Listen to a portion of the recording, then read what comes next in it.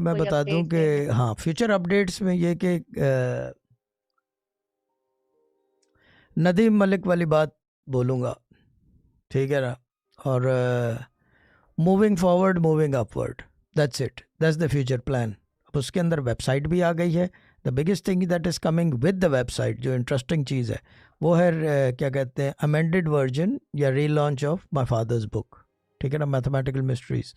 वो जो है वो इंटरेस्टिंग चीज़ है। बाकी वेबसाइट तो अभी भी है, आगे भी होगी, और वेरी इंटरेस्टिंग है वेबसाइट खुद जो है। It's very informational and it's concise, यानी कि जैसे फैला हुआ नहीं है, बहुत कम कम चीज़ें हैं, तो वो है। और बाकी ये कि उसके अंदर सबसे काम की चीज़ है वो है बुक। और बाकी जितनी हमारी जो एक्स्ट्रा चीज़ें जो प्लग होती हैं आप लोगों की मदद के लिए, वो सारी चीज़ें we are bringing it on to the website, कि ईजी हो जाए आप लोगों को, एडमिन्स को भी ईजी हो जाए और मेंबर्स को भी ईजी हो जाए। We working on it, put it this way.